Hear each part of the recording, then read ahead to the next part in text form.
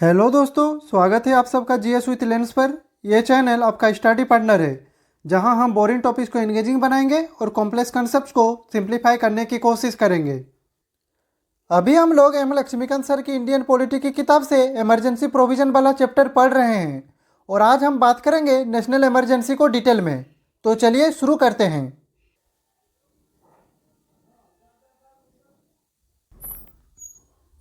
तो सबसे पहले बात करते हैं नेशनल इमरजेंसी के ग्राउंड्स ऑफ डिक्लेरेशन के बारे में, यानी किन सिचुएशंस में प्रेसिडेंट नेशनल इमरजेंसी डिक्लेयर कर सकते हैं।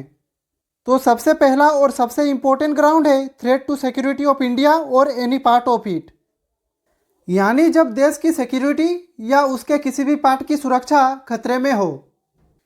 ये एक्सटर्नल थ्रेट भी हो सकता है जैसे वॉर या एक्सटर्नल एग्रेशन, या फिर इंटरनल थ्रेट भी हो सकता है जैसे आर्म्ड रेबेलियन।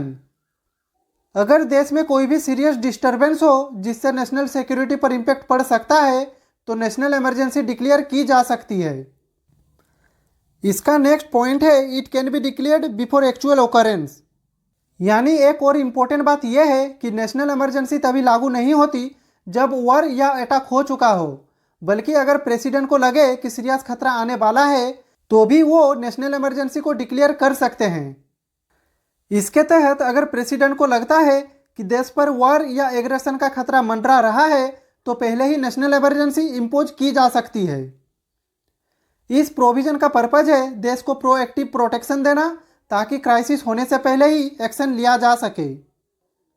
नेक्स्ट पॉइंट है multiple proclamations allowed for different grounds.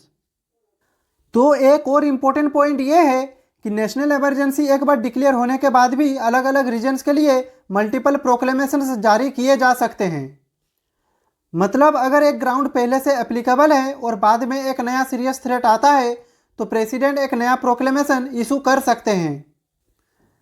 इसका एग्जाम्पल ये हो सकता है कि पहले वार की वजह से इमरजेंसी लागू की गई हो और बाद में आर्म्ड रेबेलियन भी स्टार्ट हो जाए, तो दोनों ग्राउंड्स पे अलग अलग प्रोक्लेमेशंस पॉसिबल है। तो दोस्तों, नेशनल इमरजेंसी डिक्लेयर करने के लिए 3 इंपॉर्टेंट पॉइंट्स हमें याद रखना है।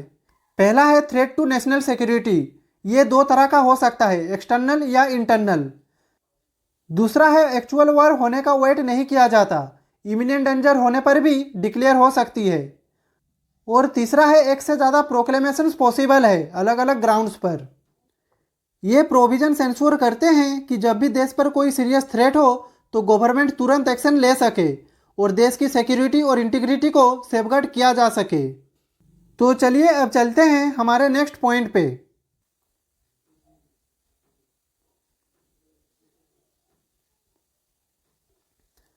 अब हम बात करेंगे नेशनल इमरजेंसी के पार्लियामेंट्री अप्रूवल और ड्यूरेशन के बारे में। तो देखिए, जब भी नेशनल इमरजेंसी डिक्लेयर होती है तो उसका पार्लियामेंट से अप्रूवल लेना जरूरी होता है। चलिए समझते हैं ये प्रोसेस कैसे काम करता है। तो इसका पहला पॉइंट है it must be approved by both the houses with in 1 month, यानी सबसे पहले इमरजेंसी के प्रोक्लेमेशन को पार्लियामेंट के दोनों हाउसेज यानी लोकसभा और राज्यसभा से 1 महीने के अंदर अप्रूवल मिलना चाहिए। Originally it required approval within 2 months, but 44th constitutional amendment act reduced it to 1 month. यानी पहले ये ड्यूरेशन 2 मंथ्स का था, लेकिन 44th कॉन्स्टिट्यूशनल अमेंडमेंट एक्ट ने इसे 1 मंथ कर दिया। आज के टाइम पे अगर 1 महीने के अंदर अप्रूवल नहीं मिलता तो इमरजेंसी ऑटोमेटिकली खत्म हो जाती है। नेक्स्ट पॉइंट है if Lok Sabha dissolves proclamation survives 30 days after reconstitution. तो चलिए अब समझते हैं इमरजेंसी का प्रोक्लेमेशन इशू होने के बाद लोकसभा अगर डिजोल्व हो जाए तो क्या होगा। तो ऐसे केस में प्रोक्लेमेशन तब तक वैलिड रहेगा जब तक नया लोकसभा फॉर्म नहीं हो जाता। नए लोकसभा के फर्स्ट सिटिंग के 30 दिन के अंदर अप्रूवल लेना जरूरी होता है। तो चलिए चलते हैं इसके नेक्स्ट पॉइंट पे।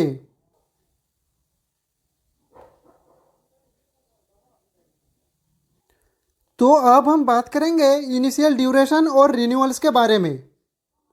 तो it's initial duration is 6 month but can be renewable indefinitely every 6 month by special majority. तो देखिए, एक बार इमरजेंसी अप्रूव हो जाए तो ये 6 महीने के लिए लागू होती है। पहली बार अप्रूव होने के बाद हर 6 महीने में इसकी रिव्यू की जाती है। लेकिन ये याद रखें, पार्लियामेंट इसे बार बार रिन्यू कर सकता है, लेकिन हर बार स्पेशल मेजोरिटी से अप्रूवल लेना होता है। यानी थियोरिटिकली अगर पार्लियामेंट चाहे तो इमरजेंसी को इनडेफिनेटली एक्सटेंड किया जा सकता है। इमरजेंसी को कंटिन्यू रखने के लिए पार्लियामेंट में स्पेशल मेजोरिटी से अप्रूवल देना जरूरी है।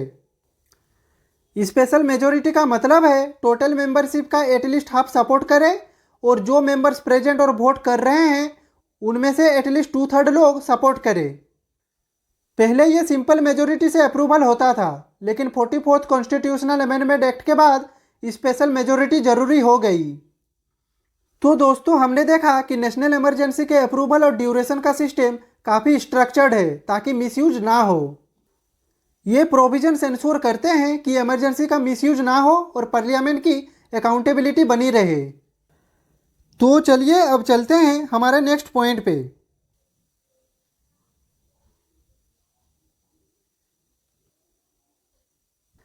तो अब हम बात करेंगे नेशनल इमरजेंसी के रिवोकेशन ऑफ प्रोक्लेमेशन के बारे में। यानी कि जब एक बार इमरजेंसी लागू हो जाती है तो क्या उसे हटा भी सकते हैं, और अगर हटा सकते हैं तो इसे कौन हटा सकता है। तो चलिए ये सब समझते हैं। तो president can revoke it any time. यानी सबसे पहली और सबसे इंपॉर्टेंट बात, प्रेसिडेंट किसी भी समय नेशनल इमरजेंसी को रिवोक कर सकते हैं। यानी अगर सिचुएशन नॉर्मल हो जाए तो प्रेसिडेंट एक नए प्रोक्लेमेशन के थ्रू इमरजेंसी को ख़त्म कर सकते हैं। इसके लिए किसी पार्लियामेंट्री अप्रूवल की ज़रूरत नहीं होती। नेक्स्ट पॉइंट है, if Lok Sabha disapproves president must revoke it. यानी कि अगर लोकसभा एक रेजोल्यूशन पास करके इमरजेंसी को डिसअप्रूव कर देता है तो प्रेसिडेंट को इमरजेंसी रिवोक करनी ही पड़ेगी। ये safeguard 44th constitutional amendment act 1978 के थ्रू इंट्रोड्यूस किया गया था ताकि इमरजेंसी का मिसयूज ना हो सके। इमरजेंसी को ख़त्म करने की पावर पहले सिर्फ प्रेसिडेंट के हाथ में था, लेकिन अब लोकसभा भी रिवोक करने का पावर रखती है। अब हम बात करेंगे 44th कॉन्स्टिट्यूशनल अमेंडमेंट एक्ट के बारे में। तो according to this 1/10 of Lok Sabha members can request a special session to discuss revocation. यानी कि अगर लोकसभा के 1/10 मेंबर्स को लगे कि इमरजेंसी को डिस्कस करना चाहिए तो वो स्पीकर को रिक्वेस्ट कर सकते हैं। इस रिक्वेस्ट के बाद 14 डेज के अंदर एक स्पेशल सेशन बुलाना पड़ेगा जिसमें इमरजेंसी को कंटिन्यू रखना है या नहीं इस पर डिस्कशन होगा। यानी अब इमरजेंसी सिर्फ एग्जीक्यूटिव का डिसीजन नहीं है, बल्कि पार्लियामेंट भी एक्टिवली इसे कंट्रोल कर सकती है। तो दोस्तों, हमने देखा कि नेशनल इमरजेंसी को रिवोक करने के लिए 3 इंपॉर्टेंट प्रोविजंस हैं। पहला है, प्रेसिडेंट अपनी मर्जी से कभी भी रिवोक कर सकते हैं। दूसरा है, अगर लोकसभा डिसअप्रूव करे तो प्रेसिडेंट को रिवोक करना पड़ेगा। और तीसरा है, लोकसभा के 1/10 मेंबर्स स्पेशल सेशन बुला सकते हैं इमरजेंसी को डिस्कस करने के लिए। ये प्रोविजंस इंश्योर करते हैं कि इमरजेंसी का मिसयूज ना हो और डेमोक्रेसी की स्पिरिट बनी रहे। तो चलिए अब चलते हैं हमारे नेक्स्ट स्लाइड पे। तो देखिए दोस्तों, नेशनल इमरजेंसी एक ऐसी सिचुएशन होती है जब देश पर कोई बड़ी संकट आ जाए जिसमें संवैधानिक व्यवस्था को मजबूत कदम उठाने की ज़रूरत पड़ती है। तो चलिए इस स्लाइड में हम समझेंगे नेशनल इमरजेंसी के टाइप्स और कुछ अमेंडमेंट्स के बारे में। तो देखिए दोस्तों, national emergency is mainly of 2 types. पहला है एक्सटर्नल इमरजेंसी, यानी जब खतरा बाहर से हो जैसे वॉर या एक्सटर्नल एग्रेशन। और दूसरा है इंटरनल इमरजेंसी, यानी जब खतरा अंदर से हो जैसे आर्म्ड रेबेलियन। यहाँ पे ये याद रखें, वॉर और एक्सटर्नल एग्रेशन एक जैसे नहीं होते, ये दोनों अलग अलग कॉन्सेप्ट्स है। जब 2 या 2 से ज़्यादा देश ऑफिशियली एक दूसरे के खिलाफ युद्ध घोषित करते हैं तब उसे वॉर कहा जाता है। और जब कोई दूसरा देश बिना युद्ध घोषित किए हमला कर दे या हिंसात्मक गतिविधियां करे तो उसे एक्सटर्नल एग्रेशन कहा जाता है। इसलिए हर वॉर एक्सटर्नल एग्रेशन हो सकता है, पर हर एक्सटर्नल एग्रेशन वॉर नहीं होता। अब समझते हैं कि आर्म्ड रेबेलियन क्या होता है। तो आर्म्ड रेबेलियन का मतलब होता है जब कोई ग्रुप या संगठन हथियार उठाकर सरकार के खिलाफ हिंसा और अशांति फैलाता है। अब हम बात करेंगे 42nd कॉन्स्टिट्यूशनल अमेंडमेंट एक्ट के बारे में। तो this act said national emergency can apply to a specific part of India. यानी ये अमेंडमेंट कहता है कि इमरजेंसी पूरे देश पर लागू हो सकती है या सिर्फ एक हिस्से में भी लागू की जा सकती है। अब बात करते हैं 44th कॉन्स्टिट्यूशनल अमेंडमेंट एक्ट के बारे में। तो this act replaced internal disturbance with armed rebellion. तो देखिए, पहले आर्टिकल 352 में इंटरनल डिस्टर्बेंस शब्द यूज किया गया था, जिसमें इसका मतलब स्पष्ट नहीं था। इंटरनल डिस्टर्बेंस का मतलब कोई भी आंदोलन, दंगा या अशांति हो सकता था, चाहे उसमें हथियार यूज हो या ना हो।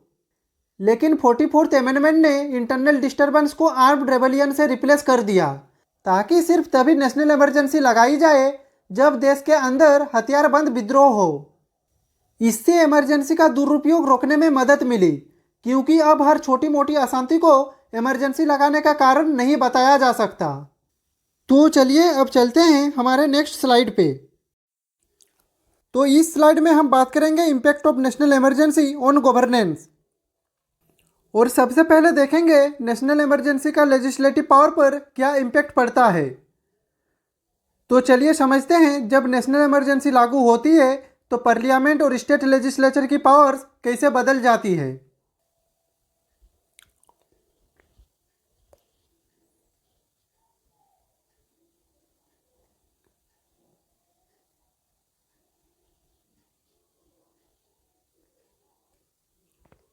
तो during national emergency parliament can legislate on state list subjects. तो सबसे बड़ा चेंज ये होता है कि पार्लियामेंट को पावर मिल जाती है कि वो स्टेट लिस्ट के सब्जेक्ट्स पर भी कानून बना सके। नॉर्मल कंडीशन में पार्लियामेंट सिर्फ यूनियन लिस्ट और कॉन्करेंट लिस्ट के मैटर्स पर कानून बना सकती है, लेकिन स्टेट लिस्ट के मैटर्स सिर्फ स्टेट लेजिस्लेचर के अधिकार में होते हैं। पर यह याद रखें, जब नेशनल इमरजेंसी लागू हो जाती है तो पार्लियामेंट बिना किसी रेस्ट्रिक्शन के स्टेट लिस्ट के सब्जेक्ट्स पर भी कानून बना सकती है।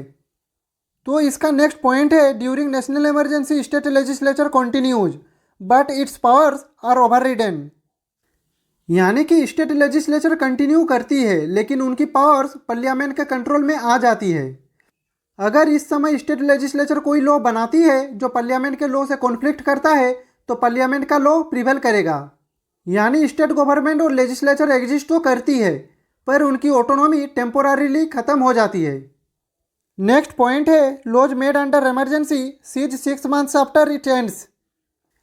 यानी जो भी लॉज पार्लियामेंट बनाती है स्टेट लिस्ट के सब्जेक्ट्स पर, वो इमरजेंसी खत्म होने के 6 महीने बाद ऑटोमेटिकली एक्सपायर हो जाते हैं। यानी ये चेंजेस परमानेंट नहीं होते, सिर्फ इमरजेंसी के दौरान वैलिड होते हैं। अगर कोई लॉ इमरजेंसी के बाद भी चलाना हो तो उसे नॉर्मल लेजिस्लेटिव प्रोसेस से दोबारा पास करना पड़ेगा। तो ये एक इम्पोर्टेंट सेफगार्ड है जो इंश्योर करता है कि इमरजेंसी के बाद पावर बैलेंस वापस रिस्टोर हो सके। इसका नेक्स्ट पॉइंट है, parliament can delegate law making to authorities. यानी पार्लियामेंट किसी और अथॉरिटी को भी लॉ मेकिंग का पावर डेलीगेट कर सकती है। यहाँ डेलीगेट का मतलब होता है किसी और को अपनी पावर टेम्पोररीली सौंप देना। इस समय अगर पार्लियामेंट चाहे तो किसी एग्जीक्यूटिव अथॉरिटी या एडमिनिस्ट्रेटिव बॉडी को टेम्पोररीली लॉ मेकिंग पावर्स दे सकती है। इसका पर्पज ये होता है कि इमरजेंसी के टाइम पे डिसीजन मेकिंग और इम्प्लीमेंटेशन फास्ट हो सके। ये एक एक्सेप्शनल पावर होती है जो सिर्फ क्राइसिस सिचुएशन में यूज की जाती है, ताकि इमरजेंसी के दौरान काम रुक ना जाए। तो दोस्तों, ये प्रोविजन इंश्योर करते हैं कि क्राइसिस के दौरान गवर्नेंस स्मूथली चल सके, लेकिन एक डेमोक्रेटिक फ्रेमवर्क के अंदर रहे। तो अब हम बात करेंगे नेशनल इमरजेंसी का एग्जीक्यूटिव पावर पर क्या इम्पैक्ट पड़ता है। तो during national emergency centre controls state executive power. तो देखिए, नॉर्मल सिचुएशंस में सेंटर और स्टेट्स के बीच पावर्स डिस्ट्रीब्यूटेड होती है। स्टेट्स अपने मामले खुद हैंडल करती है, लेकिन जब नेशनल इमरजेंसी लागू होती है तो स्टेट्स की एग्जीक्यूटिव पावर डायरेक्टली सेंटर के कंट्रोल में आ जाती है। यानी स्टेट गवर्नमेंट टेक्निकली तो एग्जिस्ट करती है, पर उनकी ऑटोनॉमी चली जाती है। नेक्स्ट पॉइंट है, centre can issue directives on any matter. यानी इमरजेंसी के दौरान सेंटर को पूरा अधिकार मिल जाता है कि वो किसी भी मैटर पर स्टेट्स को डायरेक्ट कर सके। नॉर्मल टाइम्स में सेंटर सिर्फ कुछ स्पेसिफिक मैटर्स पर स्टेट्स को इंस्ट्रक्शंस दे सकता है, लेकिन इमरजेंसी में सेंटर किसी भी सब्जेक्ट पर स्टेट गवर्नमेंट को डायरेक्टिव दे सकता है, चाहे वो स्टेट लिस्ट का मैटर ही क्यों ना हो।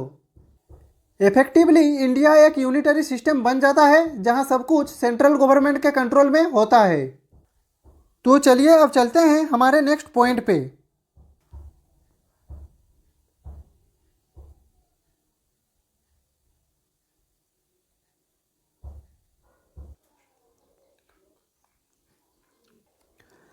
तो अब हम देखेंगे नेशनल इमरजेंसी का जुडिशियरी पर क्या इम्पैक्ट पड़ता है। तो according to 38 amendment national emergency was immune from judicial review. तो देखिए 1975 में 38 अमेंडमेंट एक्ट के थ्रू एक बड़ा चेंज आया था। इस अमेंडमेंट ने यह क्लियर किया था कि नेशनल इमरजेंसी को कोर्ट में चैलेंज नहीं किया जा सकता, यानी अगर प्रेसिडेंट इमरजेंसी डिक्लेयर करती है तो उसके वैलिडिटी को किसी भी कोर्ट में रिव्यू नहीं किया जा सकता। इससे एग्जीक्यूटिव को पूरा कंट्रोल मिल गया था और जुडिशियरी पावरलेस हो गई थी। नेक्स्ट पॉइंट है 44th amendment restored judicial review. तो देखिए दोस्तों, डेमोक्रेसी की एक सबसे बड़ी ताकत होती है चेक्स एंड बैलेंसेज। 1978 में 44th अमेंडमेंट एक्ट आया जिसने 38 अमेंडमेंट के इस प्रोविजन को हटा दिया। 44th अमेंडमेंट एक्ट के थ्रू कोर्ट के पास ये पावर आ गई कि वो नेशनल इमरजेंसी के डिक्लेरेशन को रिव्यू कर सके। यह एक इम्पोर्टेंट स्टेप था ताकि एग्जीक्यूटिव अपनी पावर का मिसयूज ना कर सके। इसका नेक्स्ट पॉइंट है इन मिनर्वा मिल के supreme court ruled national emergency can be challenged if based on mala fide intent. यानी कि मिनर्वा मिल केस में सुप्रीम कोर्ट ने यह डिसाइड किया कि अगर इमरजेंसी बुरे इरादे से लगाई गई है तो उसे चैलेंज किया जा सकता है। इसके तहत अगर प्रेसिडेंट ने बिना किसी जेन्युइन रीजन के या पॉलिटिकल मोटिव से इमरजेंसी लगाई है तो सुप्रीम कोर्ट उसे कैंसिल कर सकती है।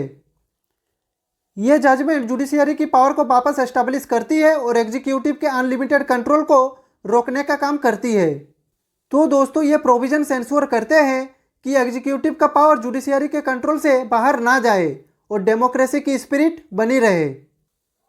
तो चलिए दोस्तों, अब चलते हैं हमारे नेक्स्ट स्लाइड पे।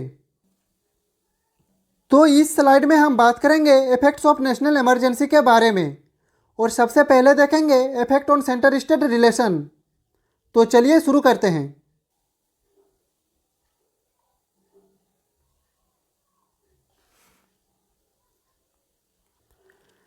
तो देखिए दोस्तों, नेशनल इमरजेंसी लागू होने पर सेंटर स्टेट रिलेशन 3 तरीके से बदलते हैं, एग्जीक्यूटिव, लेजिस्लेटिव और फाइनेंशियल। तो चलिए हर एक को समझते हैं। पहले बात करते हैं एग्जीक्यूटिव रिलेशन पे। तो during this time centre can direct states on any matter. तो देखिए, नॉर्मल कंडीशन में स्टेट अपनी मर्जी से अपने एग्जीक्यूटिव डिसीजंस लेते हैं, लेकिन इमरजेंसी के दौरान सेंटर किसी भी मैटर पर स्टेट्स को डायरेक्ट कर सकता है। मतलब स्टेट्स की ऑटोनॉमी एग्जीक्यूटिव लेवल पर ख़त्म हो जाती है। अब बात करते हैं लेजिस्लेटिव रिलेशन पे। तो during national emergency parliament can legislate on state list subjects. तो देखिए, नॉर्मली स्टेट लिस्ट के सब्जेक्ट्स पर सिर्फ स्टेट असेंबलीज लॉ बना सकती है, लेकिन इमरजेंसी के दौरान पार्लियामेंट स्टेट लिस्ट के सब्जेक्ट्स पर भी कानून बना सकती है। यानी इमरजेंसी के समय कॉन्स्टिट्यूशन टेम्पोररीली यूनिटरी हो जाती है। अब है फाइनेंशियल रिलेशन। तो during this time president can alter revenue distribution between centre and states. तो इस समय प्रेसिडेंट को पावर मिल जाती है कि वो सेंटर और स्टेट्स के बीच रेवेन्यू डिस्ट्रीब्यूशन को मॉडिफाई कर सके। यानी कि इस समय पूरा फाइनेंशियल रिसोर्सेज का एलोकेशन सेंटर के कंट्रोल में आ जाता है। तो चलिए दोस्तों, अब चलते हैं हमारे नेक्स्ट इफेक्ट पे।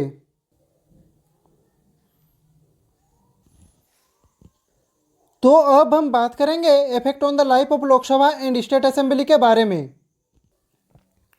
तो during national emergency Lok Sabha term can be extended by 1 year at a time and maximum 6 months after emergency ends, and state assemblies can also be extended in similar manner.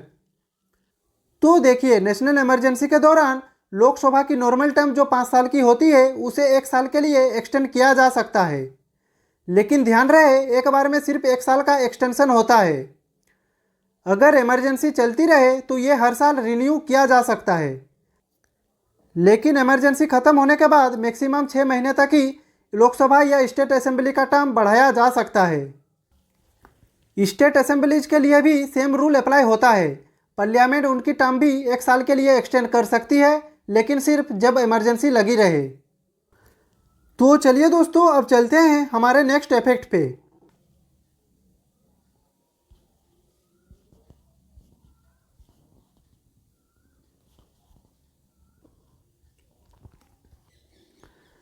तो अब हम बात करेंगे नेशनल इमरजेंसी के fundamental rights पर होने वाले impact के बारे में। तो देखिए दोस्तों, नेशनल इमरजेंसी लागू होने पर फंडामेंटल राइट्स पर डायरेक्ट इम्पैक्ट पड़ता है।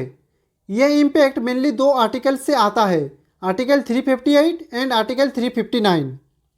आर्टिकल 358 सस्पेंड्स आर्टिकल 19 ऑटोमेटिकली, यानी कि यह सिर्फ आर्टिकल 19 के फंडामेंटल राइट को सस्पेंड करता है। जैसे ही नेशनल इमरजेंसी डिक्लेयर होती है, आर्टिकल 19 ऑटोमेटिकली सस्पेंड हो जाता है। मतलब freedom of speech, expression, movement, profession जैसे राइट्स कुछ समय के लिए ख़त्म हो जाते हैं। अब बात करते हैं आर्टिकल 359 के बारे में। According to this, president can suspend enforcement of other fundamental rights except article 20 and 21। यानी कि प्रेसिडेंट को पावर मिलती है कि वो किसी भी फंडामेंटल राइट के एनफोर्समेंट को सस्पेंड कर सके, लेकिन आर्टिकल 20 और 21 को सस्पेंड नहीं किया जा सकता। इसका मतलब है प्रोटेक्शन अगेंस्ट कॉन्विक्शन, जिसे आर्टिकल 20 में, और right to life and personal liberty, जिसे आर्टिकल 21 में डिफाइन किया गया है, वो हमेशा एनफोर्सेबल रहेंगे। इसका नेक्स्ट पॉइंट है no legal remedy for violation of fundamental right during emergency. यानी कि सबसे बड़ी बात यह है कि इमरजेंसी के दौरान अगर फंडामेंटल राइट का वायोलेशन होता है तो उसके अगेंस्ट कोई लीगल रिमेडी अवेलेबल नहीं होती, मतलब कोर्ट्स भी इंटरवेन नहीं कर सकती। तो दोस्तों, ये थे नेशनल इमरजेंसी के फंडामेंटल राइट्स पर इम्पैक्ट। तो दोस्तों, यहाँ पे हम लोगों का नेशनल इमरजेंसी वाला टॉपिक खत्म होता है।